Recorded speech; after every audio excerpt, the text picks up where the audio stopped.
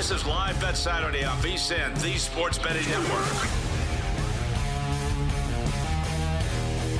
All right, the hour has arrived. We are here less than 10 minutes away. The Final Four will begin. They are out on the court. We're about to see the national anthem, and we are minutes away from Auburn and Florida tipping off. Very excited for this, so let's look at some numbers here, Will, and give our last thoughts on what's going to be a phenomenal game. Florida.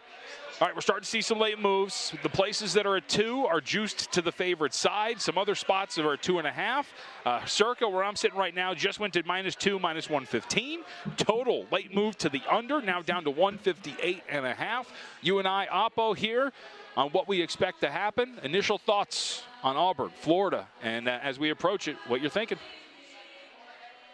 I like Florida. I do think that the Broom injury, it's a free roll. If he's hurt, you got a great bet with Florida. If he's fine, then this number's about right. These teams played the day before the Super Bowl. Florida won convincingly in Auburn. It's only one sample size, but I understand the case for Auburn and the fact that that game in the regular season was an 11-point spread in Auburn's favor. Now they're catching 2.5, and this is possibly an overreaction. I just think Florida is possibly sitting on a big-time performance after not really giving us their A game yet in this tournament. Struggled against UConn, struggled against Texas Tech. Should have lost to probably both those teams. Even Norfolk State outscored in the last 25 minutes. Their one big performance was against Maryland. After some rest, some prep, maybe we see that today, but I think we are looking at a hell of a game.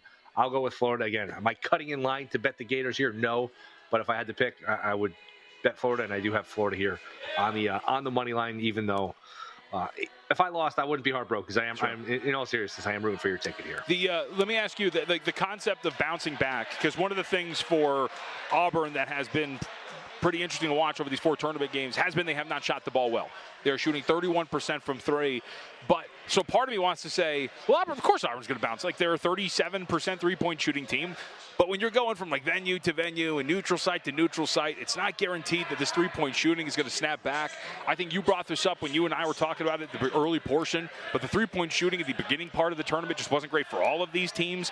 But to ask a team that has shot 31% from 3 on a neutral site where many will tell you the shooting backdrop kind of stinks, it is going to be interesting to see if Auburn can get their shooting right here too, because that's been a big bugaboo for them, despite the fact that they've covered 3 straight and won all 4 of their tournament games, obviously, here in the Final Four. Are we overthinking this? Should we be on under 75.5 in the first half? Because it is a football stadium. There is the nerves of the Final Four. That's a lot of points. I know that Florida can get up and down with these totals, but I don't know. Would you look at a first half under here? I think it would make some sense. You know what's pretty interesting is, so Auburn has been Jekyll and Hyde when you look at the way that they've played this tournament in terms of tempo. So they played Alabama State. They had 73 possessions in that game. They followed it up with Creighton. They had 68 possessions. Then they get the 5 days off. They come back on a Friday night. They play Michigan, 75 possessions. They follow that up a day and a half, 2 days later. They play Michigan State, 67 possessions. They have been all over the place in terms of the way that they have played with tempo, and they've been playing with a somewhat frenetic pace in these half-court sets. I think tempo-wise, you might get a little bit of a higher tempo affair today. And I'd be a little afraid to do that. But to your point, you have a star player that might be injured. You've got unfamiliar shooting backdrop on another neutral site for 2 teams that have been getting ready for each other. We should note the familiarity aspect, not just because they're SEC opponents, but because the 2 head coaches shared a bench together at some points in their career. So that's also something here. Golden and Pearl were obviously on a staff together. Golden was under Pearl. So I think there's a good shot at familiarity past just one game that they've played with each other that would lend itself to potentially being a low-scoring first half. No, I'm excited for it. I'm excited. This is one where you just talk about it all week. You look at every different angle. You hear all the different handicaps for it, and it is fun to just get this game started. So we're a couple minutes away. We just had the anthem. They're doing, I think, the introductions now. Then we should be ready to go. I would think we tip right around 6:09. Feels like with all of these sporting events, it's always delayed by 4 or 5 minutes, if not more, for whatever reason. NBA, I think, is a big culprit with that. But hopefully at 6:09, the ball goes up. And let me ask you, what's the one matchup once this game starts? What's the one thing you're looking for that you think is a tell for the rest of the game? I think it's going to be the offensive rebounding. If Auburn is going to go out there and give up second chance opportunities with consistency early, that is not a good sign for them. because when they have looked their worst throughout this regular season, it has been giving up second chance opportunities. In SEC play, they were actually 14th in defensive rebounding rate. SEC opponents grabbed 33% of their missed attempts against them. So if you're going to start against a Florida team that is pretty good at rebounding, especially when it comes to offensive rebounding, they're 5th in the country in offensive rebounding rate, if you're going to give those up and give them up early, I think that's a very bad side for Auburn. No, I would agree. And that's the one thing for Auburn, are the two things. Rebounding, you can kind of get them on the offensive glass, and fouling. So that's one where we'll have to keep an eye on. So I'm excited. Are you nervous? Are you getting excited? The little combination of both? No, I want to go and crawl into like a tiny cave with a television and just watch this all by myself, to be quite honest with you. The 4 shots you took there in the break didn't help? No, they haven't kicked in yet. So maybe during this break they'll kick in, and maybe that'll relax me. That, and I popped like 3 Zins. I've got one in each corner of my mouth. So with the 4 shots and a bunch of Zin packets, I think maybe it'll finally mellow me out, I'm excited. Are all the TVs where you're at on the hoops here, or you got anything on baseball still? The main TVs are on hoops. Have you been to Bar Canada? Okay. Yeah. Yeah, so like the main TVs, if you remember the setup, there's a bunch of smaller TVs in the middle, and then there's main TVs on, we'll call them the pillars. All the main TVs have our Final Four matchup. Well, the good thing here is Mike Palm, Master of Ceremonies, is in the building. He is very, very militant when it comes to the television, the sound, all of that, so he is taking care of it. And there is no worry about whether or not this is going to be a game that you can see with your own eyes. So, all right, they're announcing the starting lineups. Go ahead. What do you got? No, well, sometimes you go to a place and there's a big game on, and you want to watch the big game and you want to make sure you can see it. But sometimes you go to a bar, a restaurant, whatever, they got 30 TVs, and all 30 will be on this. It's like, all right, I still want to see the baseball. I want to watch other games on. So the balancing is an issue. And Mitch Moss talks about this a lot, some other guys in the network. And you go to these bars, restaurants, these bartenders can be lost sometimes with putting these games on. Sometimes you ask them, hey, can you switch this game? They don't know how to work the remote. They look at you like you're basically asking for a lung or something. It's a major issue. Well, what I've never understood in some of these watering holes is the spots that have the cable news up. What do you like? Who's requesting Fox or CNN when you're sitting there playing video poker or doing something? Terrible. It's a major issue. It's a major issue. It's one would say probably the biggest issue in our country. Yes. By the way, because we're all just I'm just hyper focused on this. So Johni Broome gets announced. Did you notice this too? So Johni Broome gets announced. He walks out there. One of his teammates shoves him on the bad arm, and you're like, buddy, okay, like he might be healthy, he might not, but let's not test this immediately, okay? We don't have to do this away. I noticed that too. Oh, boy. Maybe it's a sign. Maybe everything's all right. All right, Dylan Carver. It reminds me of, remember when Durant in the finals came back and he was like dancing before the game against the Raptors? No. Yeah, there was some like dance, just like prove he was healthy. He was just dancing before the game and doing all that was because he had the calf issue, and then he came back too soon, and then he tore the Achilles. I forgot about that. Yeah, I did not remember that at all. Well, he was cooking in that game too. I think if he stayed healthy, they would have won. They would have won those next two. Yeah, they might have. Kevin Durant was awesome on that team. It also reminds me of there's been so many times when you'll see a guy get like wrecked in a football game, and then you'll see his teammate come over once he's kind of finally getting up. It'll slap him on the helmet, and you're like, buddy. That's the area that hurts. We don't want to keep doing this. I know. It's tough. All right. Bruce Pearl, Todd Golden, the creep. Come on. Let's get this thing going. Come on. If we're talking storylines here, we don't want Todd Golden to win this thing. I thought he was cleared of everything. By his own, by his own school. He was. Doesn't mean he's not a creep in my eyes. All right, looking around as we're waiting for the start. We're at commercial break. A last look at what's happening in Major League Baseball before we head out ourselves, and then of course we'll come back and track over the last few minutes. I think also we have Josh Inglis with us, right? We're going to get a look at. It's a great time to have a guest. Great time to have a guest because I will not be too focused at the beginning portion of this game and for the next 45 minutes or so. All right, Dodgers up 3-1 in the top of the 8th inning with 2 outs. Ross is pitching in for the Philadelphia Phillies. Yankees, high-scoring affair, just like it was called by one Will Hill. 8-4. We're at the bottom of the 7th inning with a 1-0 count right now. And the Diamondbacks trying to get back into this thing. It is a 4-2 lead for the Nationals. Top of the 8th inning. D-backs got a runner on first. We'll see if they can get back. Are you tracking anything else here baseball-wise in the last couple of minutes before we get to the Final Four matchup? No, these day games are kind of a bust. I mean, Phillies, Dodgers is okay, but it's not like we've gotten anything that's ultra exciting. I guess Yankees, Pirates with all these run scores has been kind of fun, but no, it's not like these games have been awesome here. We got some. I think Boston, St. Louis is either in a delay or that one got called. I'm trying to see if they officially called that, but that one has not started. So no, it's nice to have it on. Nice little. Yeah, still a rain day. Nice little precursor for the tournament. Nice little appetizer for these tournament games, though, for sure. Folks, if you want to try something a little different, why not try the races? First Bet lets you wager on hundreds of horse races every day from top tracks across the U.S. and around the world. Sign up at firstbet.com. That is the number one, stbet.com. Use promo code VEASAN200. Claim a 20% rebate for your first 60 days up to $200. Head to firstbet.com today. We're on the verge of closing out. Looks like consensus will be -2 in favor of Florida, shaded to that favorite side at -115. And how about this? Circa now as low as 158 on the total, Will. Yeah, so some under money's come in. I did put a little on under 75.5 first half. All right, so you'll have that sweat to keep track of. Again, total side, everything. We are set to tip off the first meeting in the NCAA tournament between Florida and Auburn. Very much looking forward to it. We'll keep track of all of that as we move along. Should also note, as we get closer to Houston and Duke, we're starting to see some market move here. A couple of fives now starting to appear on the screen that I'm looking at. So maybe bouncing back in favor of Duke with a total of 136.5. That set for tip-off at 5:49 p.m. Pacific time. All right, Will, here we go out in San Antonio, and we are underway between Florida and Auburn. I don't like the chances. I'm already out. It's already over. I can't do this right now. All right, we'll come back. We'll have a guest. We'll have more on Major League Baseball, the late slate, and the Final Four. Don't go anywhere.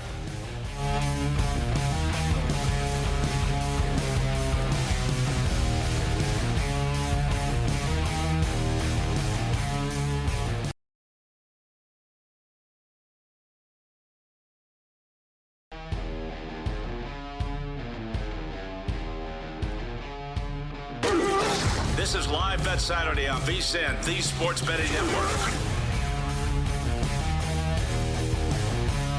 All right, early going here, and Janai Broome looking pretty spry. First possession went right down in a post-up, was banging around.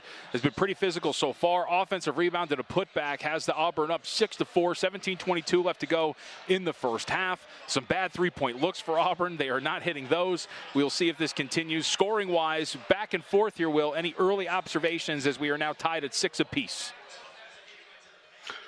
No, not really. Like you said, the big one would be Broome looks just fine so far. That would be the major takeaway and the most important part of this game. Broome does seem to be fine. All right, kickball, a little bit of a stoppage. We'll keep track of that, but we do have a guest. Josh Inglis is with us to go over Major League Baseball. Nice enough to give us some time here today. Josh, we appreciate it. First off, did you have anything here? You sweating out anything in the Final Four matchup between Florida and Auburn? Nothing. My eyes are over on the ice. Lots of NHL action. Big slate. One of the last 2 weekends of the full slates before we head to the playoffs, which I think that's Saturday when everybody's playing. I think that's one of the best hockey betting days of the week. But lots of bettors' eyes are everywhere right now. It's a really busy Saturday, that's for sure. So, Josh, before I know we have some Major League Baseball plays to get to for you, anything late or moving forward in hockey that you want to share with us? I mean, getting the St. Louis Blues at 40-1, 50-1 out in the West for the outright kind of feels like a big number. Once everything's settled, I think we'll probably see the longest around 35-1 once all 16 teams are settled. St. Louis looking for win number 12 today versus Colorado. Absolute wagon right now, looking like 2019. I got some Jordan Binnington, Conn Smythe. I got that at 320-1. Whittled down to 90-1 now, but still a good look. Him and Rob Thomas are the guys you want to look if you're looking to add on to your St. Louis outright. Josh, let's switch over to the diamond here. A's in Coors Field to take on the Rockies. An A's team that a lot of people think could be improved. The Rockies team that might be the worst team in baseball. It is Sears against Marquez. What are you looking at here in terms of the player props? I mean, isn't 17.5 outs for Marquez a little high here? It's Colorado. It's that third game in the series where there's lots of talk about how the Rockies have an advantage early in a series because what we refer to as visual memory index for batters when they get to Coors, the adjustment they have to make. So the Athletics third game in, adjusted to it. And Marquez, 24 innings pitched over his last 2 seasons, not including this year. He went 6 innings last game, 83 pitches. I don't care about the output. My handicap is always on the pitch count. 83. Don't expect him to go much more. And 17 and a half outs versus, like you said, an athletics offense that is hitting home runs. It's kind of in the average in WOBA and weighted runs created plus. It's not a layup, and I don't think that's really been adjusted yet to teams of teams of Chicago, the White Sox, and Colorado. I think they might be a tier above that. So Marquez under 17 and a half outs. I like that to minus 115. I think that's there's a lot of wiggle room for the under, I think. Josh Inglis with us, Covers.com betting analyst. Anything in that game from a hitter's standpoint? One of my favorite things, especially facing a lefty in Sears, is finding guys who are platoon guys, right-handed hitters who won't hit right-handed pitchers. And Sean Bouchard, he's in. Under 0.5 hits is plus 125. If you want to get really aggressive, you go to the next market, which is hits, runs, RBIs. That's plus 150. Hitting out of the 8-hole. He's been pinch hit for in 2 of his 3 starts this year. He's not a great hitter. He has the 4th highest pinch hit risk on the day, according to Derek Carty's projections, 59%.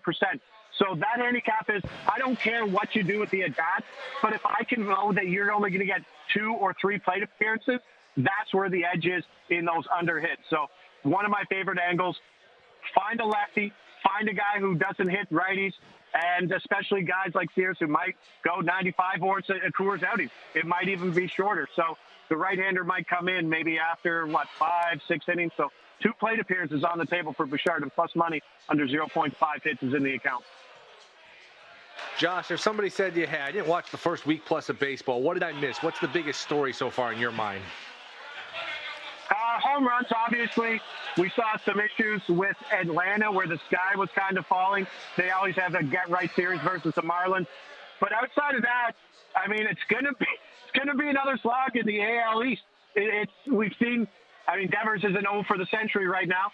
That offense looks a lot better. The fence is coming in left in Baltimore makes it a lot more exciting to watch that, and we're starting to see a lot of runs. That Baltimore offense looks incredible, and they don't have Gunnar back. Once Gunnar comes in, it's going to be way better. So it's going to be another slog. We're going to see, as the meme was last year, the AL East is going to be the winning division, and then they hit the AL Central where you're playing 500 baseball. So I think that is, but I think the biggest takeaway is Atlanta.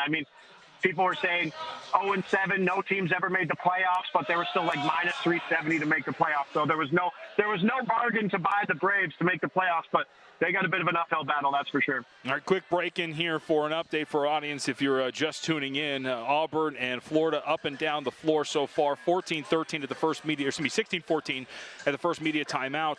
Big note here, Chad Baker-Mazara has shown up to play finally for Auburn, 2 of 3 from beyond the arc, but Florida 3 of 4 as a team from beyond the arc. Josh Ingles with us again, Covers.com. All right, Josh, I am an Angels guy, so let's be kind here a little bit because I know you've got to play in this matchup. Jack Kahanowitz is going to get the start. What do you make of the outing here today? Now, I can pronounce his name because I won a lot of money on him last year betting on him. 6'7", tall drink of water. Doesn't have a lot of strikeout stuff. What does he do? He's like Brandon Pfaadt. I don't know if you've ever been on Brandon Pfaadt in Arizona. He pitched yesterday. He's literally the most efficient pitcher. He gave up 2 home runs in the first inning, I think, yesterday. And then he's cruise control. He's like 3 pitches per batter, and those are the guys you want for the over-outs. Kahanowitz doesn't need 90 pitches. In fact, he went 21 outs last game and only threw 83 pitches. He's one of my favorite guys because I don't think it's priced in. 64 pitches on 18 outs, which is 3.2 pitches per batter, which is insane. His over 15 and a half outs is great. If it's at 16 now, I still think it's a good play. He's at home. It's Cleveland. There's a lot of efficiency in terms of how he can get things done. And even at 90 projected pitches, he projects to get deep. And he's one of my favorites. And I think we might have 1 or 2 more starts before that gets to 17 and a half, sadly. Josh, everyone's favorite team before the season was the Reds. They've had a bunch of these 1-0 games where they just can't hit, and they've been on the other side of it. It is Singer going tonight in Milwaukee against Rodriguez. What are you looking for here? Singer has to get deep. I mean, the Cincinnati bullpen has some of the fewest innings pitched this year, and that's because last year they were absolutely trash.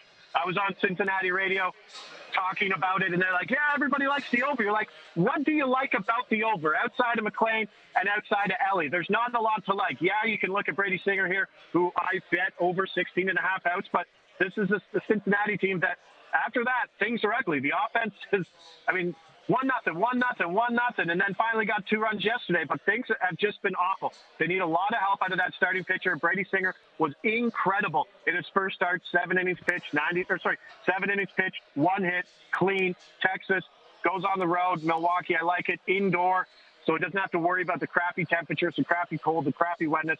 This is a spot where they need 18 outs from Singer if they can't get that offense going. So over 16.5 outs. I played up to -120, and then hopefully I can get to 17 at -105. The difference between 16 and 17 isn't a lot. They already brought him in. So once it's in that 16.5 range, it's kind of no man's land, so you can go a lot of ways with it.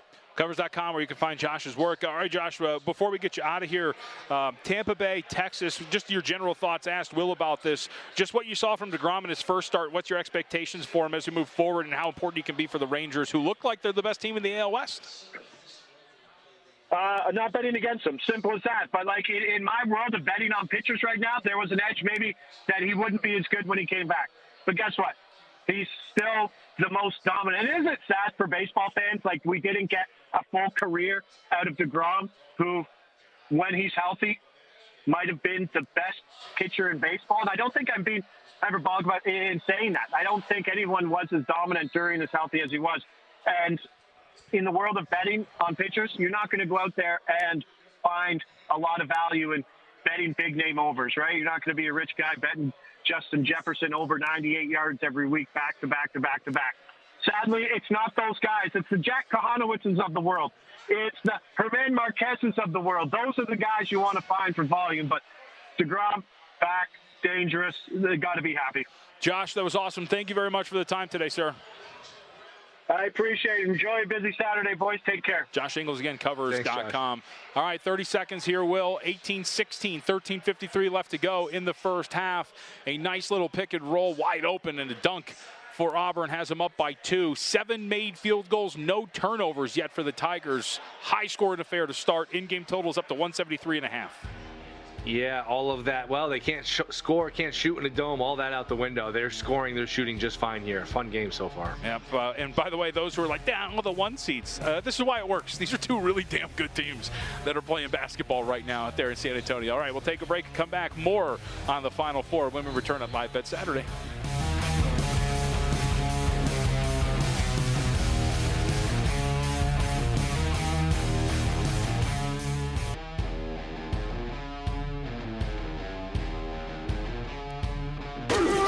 This is Live Bet Saturday on VSiN, the Sports Betting Network. The volatile nature of in-game totals was as high as I saw 175.5. Is that the high water mark you saw for an in-game total here, Will? Saw 176.5. It Okay. just pop up for a second at DraftKings, but we were just talking about it. I think it was during the break. Well, especially when you have a high total like this, all it takes is a couple of long, empty possessions, almost like in football where they drive the length of the field 10, 12 plays, and they miss a field goal. You got a couple of these back-to-back possessions where the algorithm adjusts for such a high-scoring game, and then you have a slower tempo for just a couple possessions with some misses, and then you can see that thing get axed by 6-7 points in the blink of an eye. So we've seen that here in the last few minutes. Yep, now down to 164.5 in-game wise. This is pretty much a pick right now for these two. This will be what it is the rest of the way as they are trading buckets. Auburn with a 2-point lead and at the free throw line. So with 11:33 left to go in the first, some notable box scores. Chad Baker-Mazara, 8 points on 2 of 3 shooting from 3 of 4 from the floor. I mentioned in jest, it is great that Chad Baker-Mazara has shown up. It also might be a negative that Chad Baker-Mazara has shown up because as he hit his second 3, I think he screamed, "I was born for this bleep." Chad, I'm glad you're here. let's not take any bad shots. So we'll see what happens there. But he is the leading scorer for Auburn right now. Leading the way, Elijah Martin for Florida. He has 7 points on 2-2 shooting. I've asked you a couple of times, but now as we are halfway through thereabouts of the first half, for me, before I ask you the question, I will say my observation, Auburn is very up in these jerseys defensively. They are really tight. They're playing pretty well. They're flying around. They're not letting Florida breathe too much. They're throwing doubles at the right time. You know, one of the things that I was hanging my hat on here with Auburn throughout this run and coming into this game, Will, was they have been consistent on defense. 3 of the 4 opponents they held to under a point per possession, and it seems early that version of Auburn has shown up on defense. No, Auburn looks good. So up 2 going to the foul line. Broom has been very effective there, and even had a block with the off arm. Yep. But there have been a couple times where he got bumped and he grabbed it, favored it. So I think he's going to be effective. He's clearly playing through pain. But if he's going to be effective, how much pain he is maybe not that big of a deal. The only thing that matters is he's playing well here. But something to keep an eye on as the physicality of the game wears on. Would you agree? It's pretty clear he is in some pain. I think he's maybe feeling it. Maybe, I mean, are we favoring it for messing with the brace because he is wearing one, right? Because that's also part of it. But I think you made the most important point, which is, look, you've probably taken stuff to help with the pain. It is the first few minutes of a Final Four game where your heart's pumping and running and you're excited to be out here. Let's see how he plays in the second half. We always talk about this when it comes to second legs of back-to-backs or fatigue, and generally when does that show up? And I'm a proponent of that showing up in the second half. The more minutes you play, it's going to be the same thing here. If you are in pain, if it's going to affect you, it's probably affecting you in the second half. And do you think Florida's game plan will be, let's attack him on defense, let's see how healthy he is, let's try to bang him a little bit? Or do you not want to take yourself out of your natural game plan just to do that? I think you want to try a little bit, but if you have an initial game plan early on, I don't think you want to go away from something you think would work just to test out his arm. Because what if you're wrong? Yeah. Right. And it could be something where you're just playing into their hands, where instead of Clayton getting good looks from 3 or whatever, you're just trying to test this and maybe trying to run yourself into a brick wall against somebody who's not maybe as hurt as you think. So we'll see. Definitely something to keep an eye on is Florida gets a bucket. They get fouled. Martin goes to the line. Martin already 9 points, 3 of 3, make that 10 points as it's a 1-point game. So back and forth. This has been a hell of a start. And so far. that's not what you want. Todd Pettiford was called on the foul there, the freshman. He comes in late. The guy's already going up to the bucket. Let him have it. It's going to be a basket. The only thing you can really do is make it worse. Slaps Elijah Martin on the arm, gives him an and one opportunity. So 22-21, 10:50 left to go in the first half. For Auburn and Florida. Auburn with that 1-point lead. Florida's defense really starting to show up here in an ugly offensive possession that is going to lead to a shot clock violation, I believe. That's actually pretty lucky for Auburn. Oh, yeah, because that saved the bucket. Because the shot clock basically expired, and as it expired, Florida picked it up. It was about to turn it into basically like a fumble return for a touchdown and score the other way, but the clock expired, so I think they're going to blow the whistle here and give the ball to Florida, side out of bounds, dead ball turnover instead of a live ball turnover. Yep. So a big break here for Auburn, probably saves them a couple points for the moment at least. For the moment at least, and at the very least, an Auburn team, by the way, the first turnover of the game, only 2 turnovers total for both teams. The first turnover of the game for Auburn. But the Auburn defense, as we noted, has at least been playing pretty good. You get to set your defense and give it another crack at it here. So we'll see if you can actually take advantage of this one with Auburn up by 1. This game's been pretty good, though, man. Like, these are 2 high-level teams. Yes. That is like the big takeaway here as another shot clock violation now going the other way. But I think they're going to call a foul. Oh, they called a foul on the 3-point shot. Come on. Boy, live, I didn't see it. Pearl's not happy. Come on now. Did you see a replay yet? Yeah, it looked like he hit the ball. He got some of the arm, it looked like. What are they talking about here? They're going to review it? What are they reviewing? They're going to review shot clock violation? I guess you could review if the foul occurred before the clock went off. Right, before the clock went off. I think, is that what we're looking at here? Yeah. Or if it was a 2 or a 3. I mean, he hits the ball with his fingertips there. That seems very much like a block. Whatever. I am biased. I will take my hands out of this thing. All right, we'll see what they're reviewing. I don't know. I think they are reviewing the shot clock. I think that's exactly what they're doing here.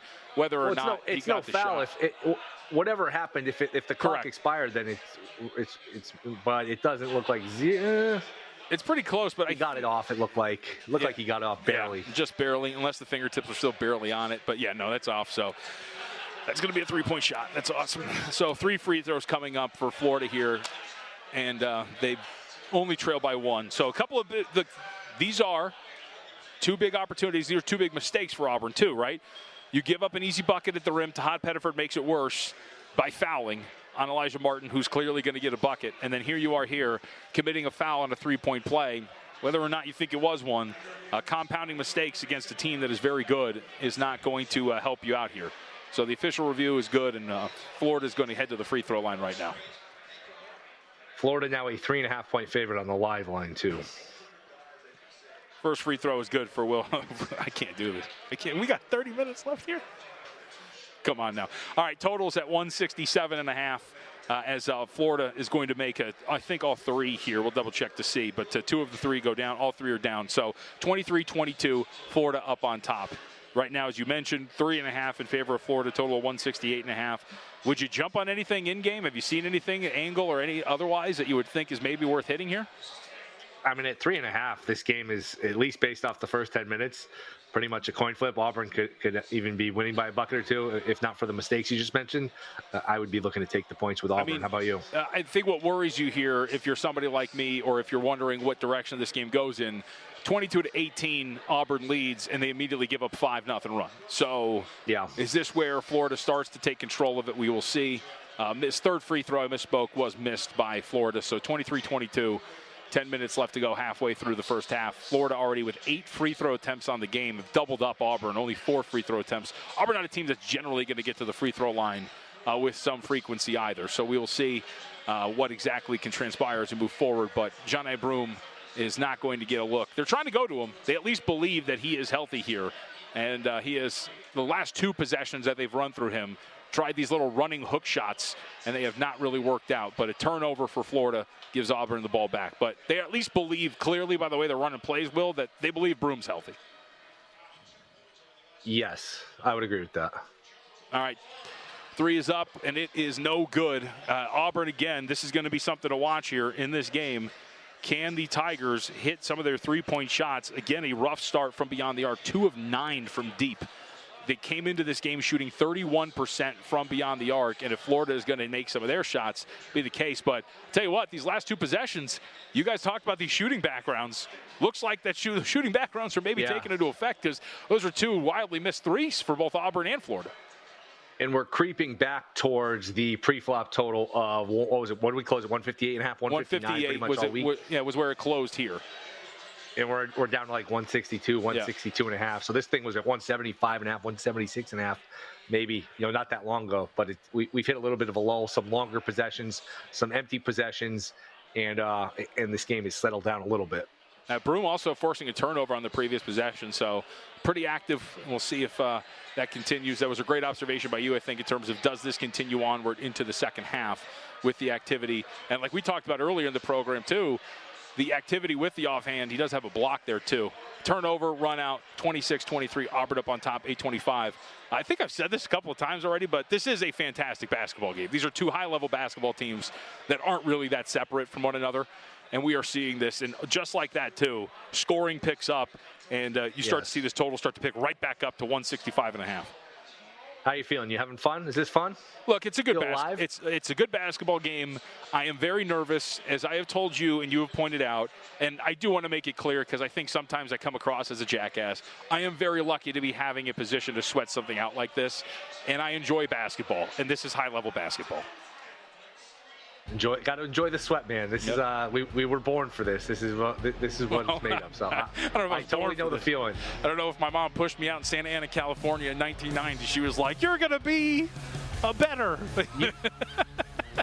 All right. You don't know, but I know. Yeah. All right, Will, we're gonna wrap this up. 29-25, big 3 for Auburn. 7:34 left to go in the first.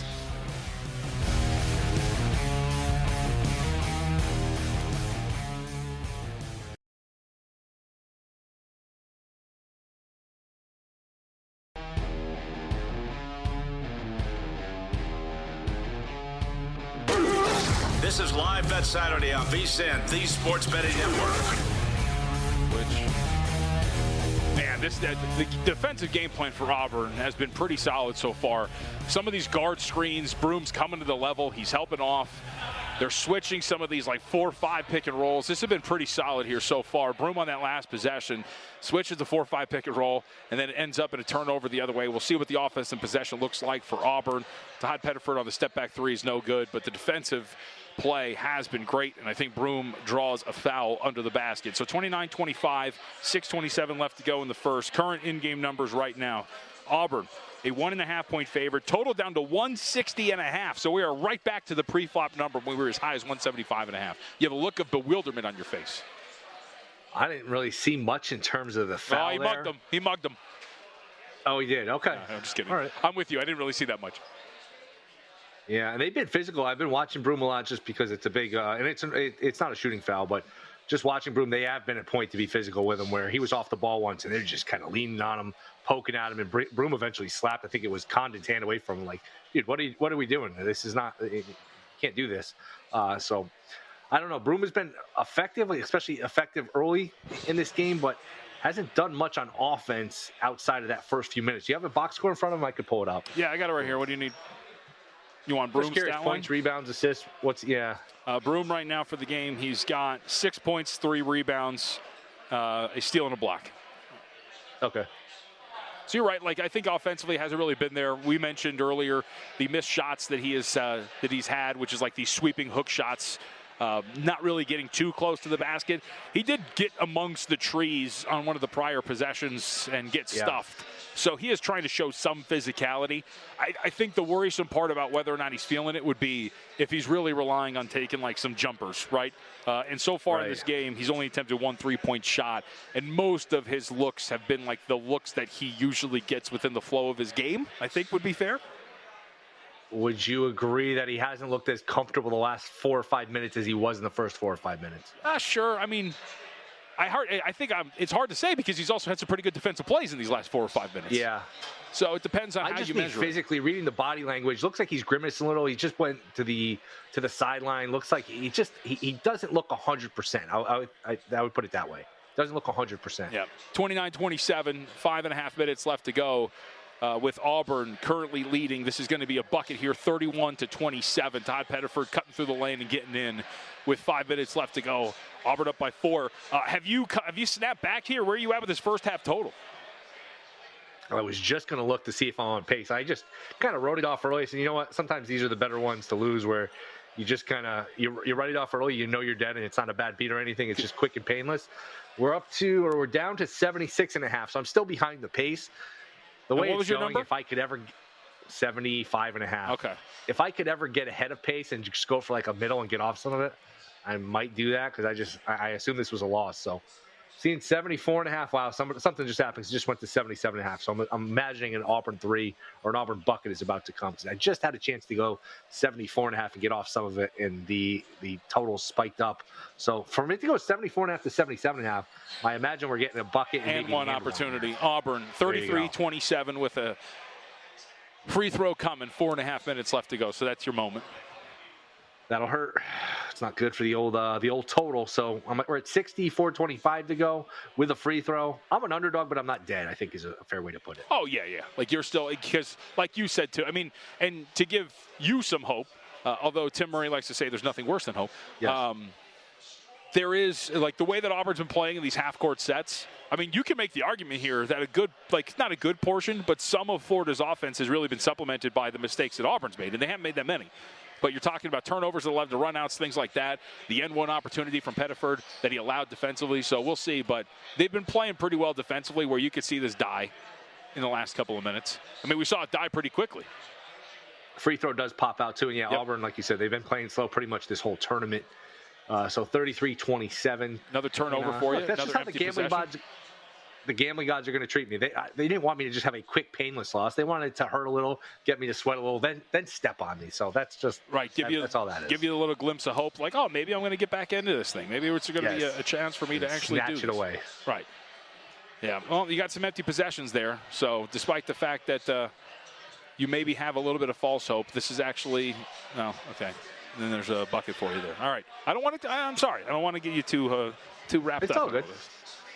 You're very locked into this thing. I don't know if people can see this. Will is very locked in. Where's the TV? Is it fun. up? Is the TV up, or is it? It's slightly above you.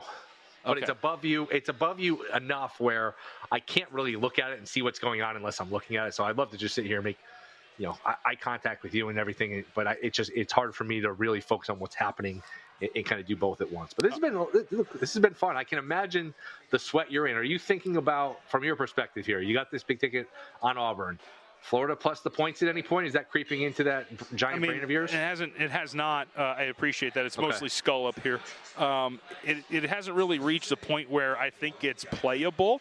So I'll be forthright. I am looking for an opportunity. Like if Auburn builds what my ideal scenario was that Auburn built a pretty big first half lead, and then I get like something decent money line on Florida, and then you can do whatever all that. So we'll see what happens, but 33-29 in-game numbers right now. Money line, it's minus 110 both ways. 157.5 is your total.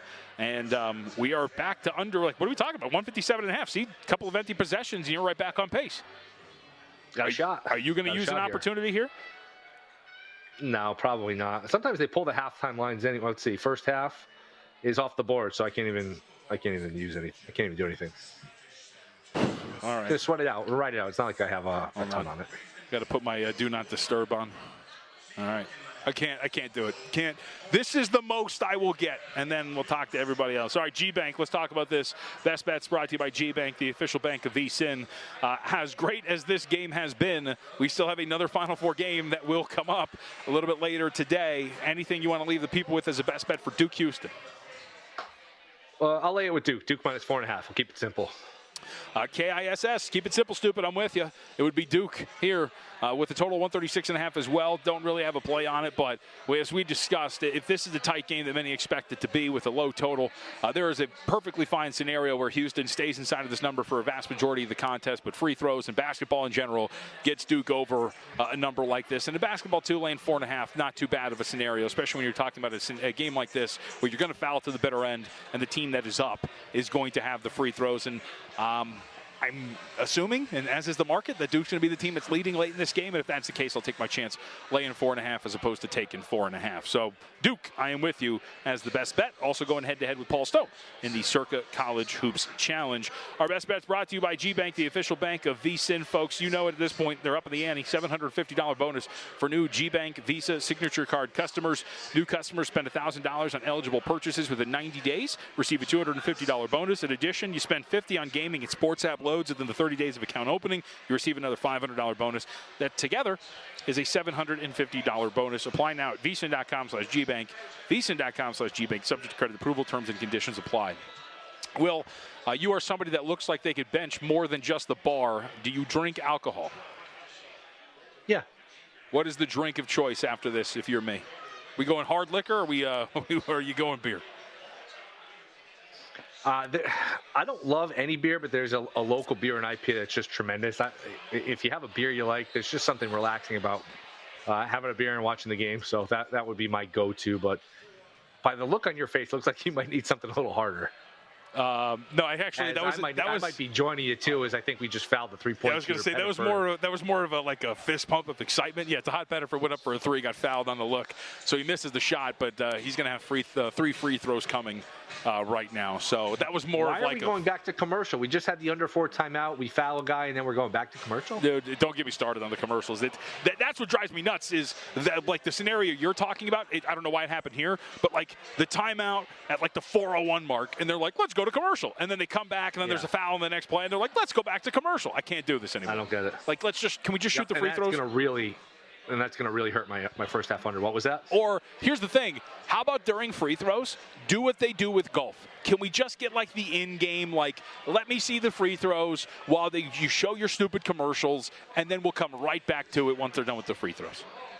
That's a good idea. And that is probably a death blow for my first half under. All right. Adding 3 points with the clock stopping, I did not have that much margin for error, so that's going to be a tough one to overcome for you, boy. I knew they weren't going to let me win it. I knew that was going to happen. In-game numbers, Auburn, 2.5, total of 160.5 as we were waiting to come back for 3 free throws attempted by one to Hot Pettiford with just about 3.5 minutes left to go for Auburn. All right, Will. Well, we have mercifully reached the end. I always love doing the show with you, but this is the worst show I've ever done with you, I have to tell you. I wish you luck. Look, you would have signed up an hour ago for a 4-point lead or something going to the foul line. So far, so good. You're in decent shape. Yep, I would have taken it in a heartbeat. Will, thank you very much, dude. Appreciate it. Great job as always. Coming up next, more live Bet Saturday. Stay tuned for that and all the wonderful programming. And make sure you go to VSiN.com. Check out everything we have to offer up on the website, including our summer special. We'll see you.